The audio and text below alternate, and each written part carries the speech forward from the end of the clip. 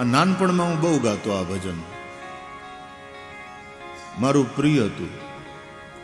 આવું મૂળ રે વિનાનું કાયા જાડવું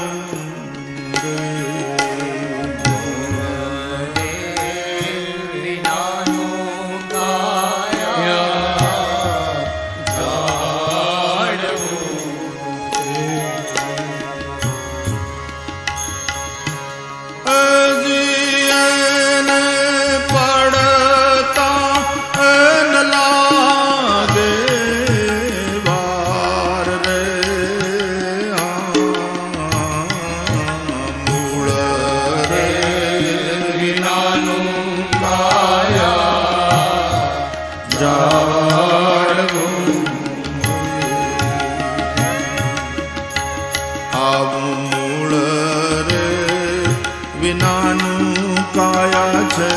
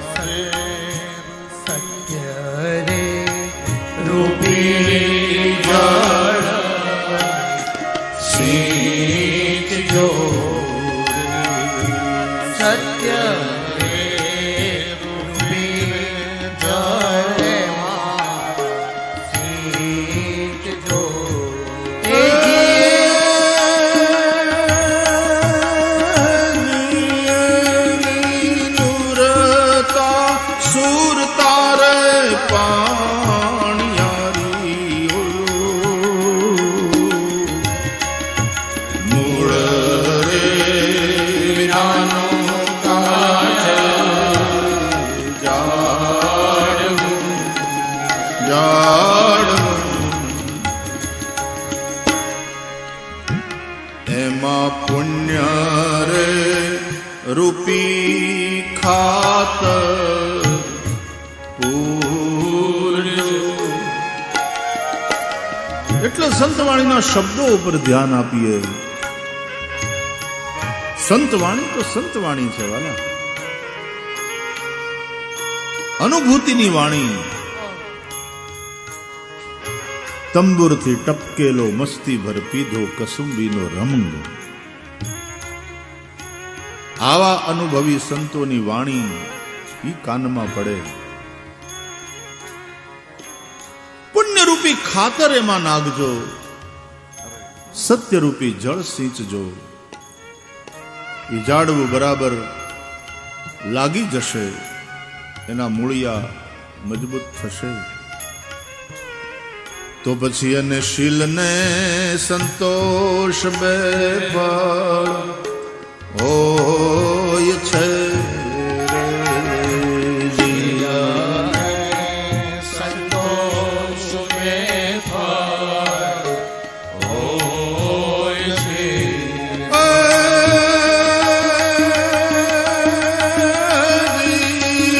તો અમારા એ જ ફળ જેવા હોય રે. મૂળ રે વિનાનું કાયા જાડવું. એને પડતા એ નહીં લાગે વાર રે. મૂળ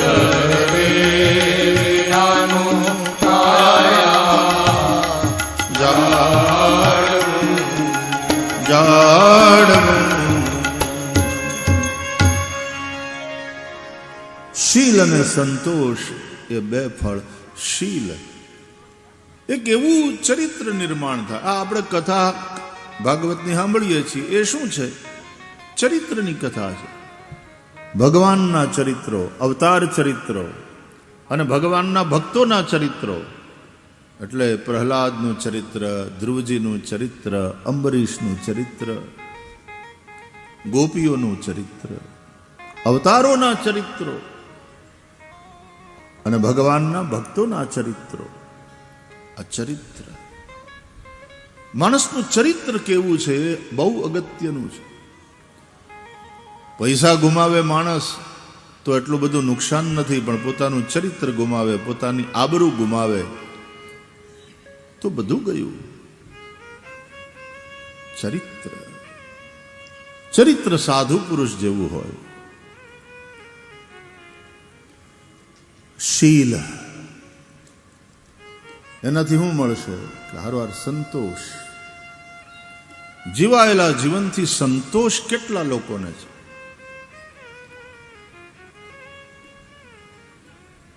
કૃતકૃત્ય કેટલા લોકો. કથા સાંભળીને માં પાર્વતી કૃતકૃત્ય થયા. મેં કૃતકૃત્ય ભયઉ અબ તવ પ્રસાદ વિષબેશ, ઉપજી રામ ભક્તિ દ્રઢ બીતે સકલ કલેશ. ભગવાન રામે શિવ ધનુષ્ય ભંગ કર્યો અને સીતાજીએ વરમાળા ભગવાન રામના કંઠમાં રોપી. સીતા અને રામ એક થયા. એ જોઈને જનકજી કૃતકૃત્ય થયા. મોહિ કૃતકૃત્ય કીન દુહુ ભાઈ, અબ જો ઉચિત સો કહીએ ગુસાઈ.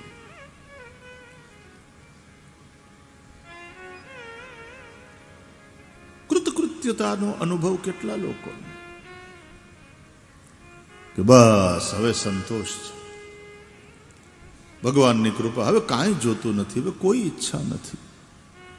બાપા મરણ પથારીએ પડ્યા હોય, જીવ જાતો ન હોય, ન્યાય પૂછવું પડે, તમારે હું મનમાં ઈચ્છા છે કઈ નાખો, બોલો, અમારે થશે એટલું કરશું, પણ તમારા જીવને ગતે કરો.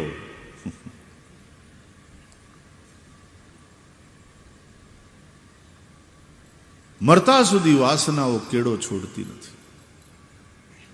કૃતકૃત્યતા, સંતોષ.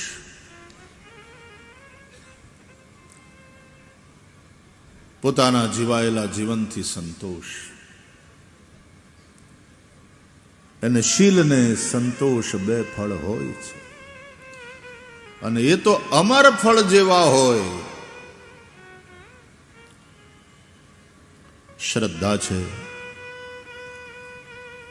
એ જ તો મૂળ છે. શ્રદ્ધા વગરનું જીવન મૂળ વગરનું જાળવું.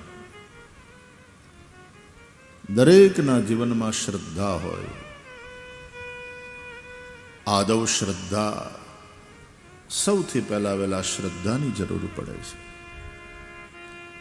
કથા સાંભળો છો એ પણ શ્રદ્ધાથી, પૂજા પાઠ કરો છો શ્રદ્ધાથી, પોથી બેહાડો છો શ્રદ્ધાથી, પિતૃઓના ઉદ્ધાર માટેના કાર્યો કરાવો છો શ્રદ્ધાથી. શ્રદ્ધા નથી તો કાંઈ નથી. તીર્થમાં જાઓ છો, ગંગા નાવ છો શ્રદ્ધાથી. શ્રદ્ધા ના હોય તો કોણ જાય અયોધ્યા, વૃંદાવન? શ્રદ્ધા એ પણ ભગવાન શ્રી હરિનું સ્વરૂપ છે. સંત પુનિત મહારાજે ગાયું છે કે શ્રદ્ધાની દોરી જાલો રે, જોર કરીને. પુનિત મહારાજ જેવા સંતોના જે બધા પદો છે એ ઝીલણિયા ભજનો. સંતવાણીમાં બધા ઝીલણિયા ના હોય, ખાલી ગાવાના હોય, આરાધ. સંત પુનિતના પદો એ ઝીલણિયા ભજનો કહેવાય. આ બહેનો ગાય એ બધા ઝીલણિયા ભજનો હોય. કે શ્રદ્ધાની દોરી જાલો રે, જોર કરીને, તો વારે ચડશે વાલો રે, મેર કરીને. શ્રદ્ધાની દોરી જાલો તો થાક ન લાગે, એ તો ચાલે આગે આગે રે, જોર કરીને શ્રદ્ધાની દોરી જાલો રે જોર કરીને. જીવનમાં પ્રતિકૂળતાના જ્યારે વાવાઝોડા આવે, તકલીફના અને સંકટના વાવાઝોડા આવે, તો જો શ્રદ્ધા મજબૂત હોય તો જીવનનું ઝાડ ટકી રહે. શ્રદ્ધા વગરનો માણસ, મૂળ વગરનું ઝાડ, એક નનકુડું વાવાઝોડું આવે તો એ ઝાડ ધરાશાયી થઈ જાય, માણસ તૂટી જાય, ભાંગી પડે. આપણે બહુ વારંવાર યાદ નથી કરવું, પણ કચ્છનો ભૂકંપ,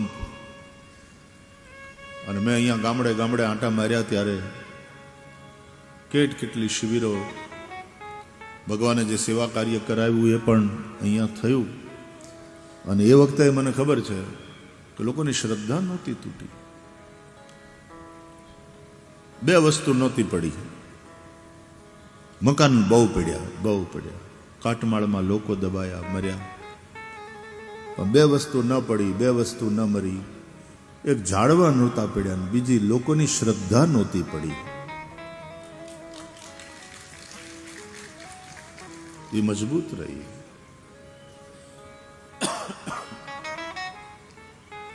વિદેશના કેટલા લોકોએ આવીને અહીંયા રાહતની શિબિરો કરેલી, હંગામી હોસ્પિટલ ખોલેલી. અને ત્યારે વિદેશથી આવેલા લોકો અને ડૉક્ટરની સાથે હું વાત કરતો હતો, તો એમાંથી ઘણા બધા ડૉક્ટરોએ મને એવું કહ્યું કે અમારે વિદેશમાં જો આવું થયું હોય ને તો કેટલાય લોકોને નિરાશા, અવસાદ ઘેરી વળે, ડિપ્રેશનમાં જતા રહે. અહીંયાના લોકોની તાસીર કંઈક જુદી છે. જેના કુટુંબના બે ત્રણ વયા ગયા, ક્યારેક તો આખું કુટુંબ જતું રહ્યું, એ લોકો સેવામાં લાગી ગયા છે. જેવી મારા નાથની ઠાકરની મરજી. ભગવાનને વંદન કરી અને પાછા બીજા બધા જે રોતા હતા એના આંસુ લૂછવામાં લાગી ગયા, સેવામાં લાગી ગયા. આ તાસીર માણસ ન પડ્યો, ઝાડવા ન પડ્યા. માણસ કેમ ન પડ્યો? એના શ્રદ્ધાના મૂળિયા મજબૂત. એટલે શ્રદ્ધાએ એને ન પડવા દીધો. અને હારા પરિણામ એ શ્રદ્ધાના, કારણ કે શ્રદ્ધા રૂપે ભગવાન શ્રી હરિ છે, અને એને લઈને ગયેલાઓને સદગતિ મળે. અને એ પછી જુઓ કચ્છનો વિકાસ.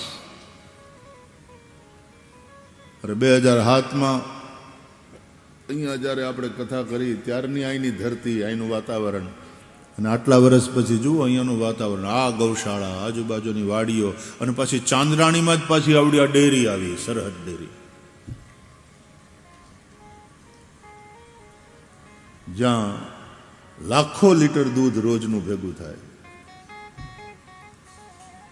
રોજના 3 કરોડ કરતા વધારે રૂપિયા વહેંચાય પશુપાલકો. શ્રદ્ધા. હું જ્યારે ફરતો હતો ને, જ્યારે કચ્છમાં, એ વખતે જ્યાં જ્યાં કથાઓ થઈ તે ગામડામાં ગયો. મકાન બધા પડી ગયા હતા, જેણે સ્વજનો ગુમાવેલા, ત્યાં જઈને બધાની સાથે વાતો કરી, પ્રાર્થના કરી, દિવંગતો માટે ખબર અંતર પૂછ્યા. અને પછી પુનર્નિર્માણમાં શું કરી શકાય. આપણા અંજાર તાલુકામાં જ 2 ગામ બનાવ્યા, રાધાનગર અને માધવનગર. રાધાનગર હાવ અંજારની બાજુમાં, અને માધવનગર અહીંયા. તમને તો વધારે ખબર હોય, આપણા કચ્છની ત્રિપુટી, એમાં અર્જનભાઈ કાનગડે પૂરી એની લીડરશિપ લીધી અને ગામોનો વિકાસ કર્યો. ગામ લોકોના સહયોગમાં રહી અને આ ગામોનું નિર્માણ કર્યું. થોડી સ્કૂલો બનાવી, સમાજવાડીઓ બનાવી. માધવનગરનું જ્યારે આમ તોરણ બાંધવાનું હતું ને એ ઉદ્ઘાટન હતું ને, પછી મંદિરે બન્યું, અને નાનકડું હનુમાનજીનું મંદિર, અને સ્કૂલ પણ બની. તો બધાનું ઉદ્ઘાટન હતું. તો હનુમાનજીનું મંદિર નનકુડું એવું તૈયાર થયું. પછી તો એ લોકોએ મોટું બનાવ્યું. તો ગોર બાપાએ મને પૂછ્યું કે હનુમાનજીનું નામ શું રાખવું છે ભાઈ. એ દરમિયાન મારે અમેરિકાથી બધા જેણે આમાં સહયોગ કરેલો એ બધા ભક્તો આવેલા, તો એણે મને ખિસ્સામાંથી કાઢીને $1 આપ્યો. ડોલર એટલે અમેરિકાની નોટ, અમેરિકાના રૂપિયા. તો એ નોટ આપીને મને કીધું કે ફલાણા ભાઈ આ આપ્યું છે, ને એમ કીધું કે જ્યારે હનુમાનજીનું મંદિર બને ને ત્યારે આ $1 ધરજો ભાઈશ્રીને હાથે. તો મને કે ભાઈશ્રી આ $1 તમે ધરી દો હનુમાનજીને. તો મેં $1 ધર્યો ને હું બરાબર ધરતો હતો ત્યારે ગોર બાપાએ મને પૂછ્યું કે હનુમાનજીનું નામ શું રાખવું. એટલે મેં કીધું $1 હનુમાન. હનુમાનજીને પહેલી વહેલી ભેટ આ ડોલરના રૂપમાં, ફોરેન એક્સચેન્જમાં, ફોરેન મનીમાં, ફોરેન કરન્સીમાં પહેલી વહેલી ભેટ આવી હનુમાનજીને. મેં કીધું $1 હનુમાન. હનુમાનજીનું નામ, શંકર બાપાના નામ, એટલા બધા એમાં વૈવિધ્ય છે. રાધાનગરની અંદર 129 જેવા મકાનો લગભગ બનીને લોકોને આપ્યા. એટલે પછી ભગવાને જે કંઈ પુનર્નિર્માણનું કાર્ય કરાવ્યું, બંને ગામના લોકો પ્રભુ કૃપાથી સુખી છે. આ બધું કેમ થયું? તમારી શ્રદ્ધા મજબૂત હતી. એટલે શ્રદ્ધાના રૂપમાં સાક્ષાત શ્રી હરિ તમારા જીવનમાં પ્રતિષ્ઠિત છે. અને પછી ભગવાન જ્યાં બેઠો હોય ત્યાં પછી બીજી કઈ ચિંતા? શ્રદ્ધા એ ભગવાન શ્રી હરિનું શરીર છે. એ રૂપે ભગવાન શ્રી હરિ આપણા જીવનમાં નિવાસ કરે. એવા બધા રાજી થઈને રહે છે. એમાં માધવનગરના તો જે મકાનો, 2 ઓરડા, ઓસરી, કિચન, ઉપર જવાની સીડી, ઉપર માથે અગાસી, ધાબાવાળા મકાન, ઉપર કાંઈક બનાવવું હોય એને તોય બનાવી શકે એટલે સીડીની વ્યવસ્થા, કમ્પાઉન્ડ વોલ પણ કરી, અને બાથરૂમ અને ટોયલેટની પણ વ્યવસ્થા કરી. ત્યાં કપડાં ધોવા માટે થઈને એક મોરી પણ બનાવી દીધી.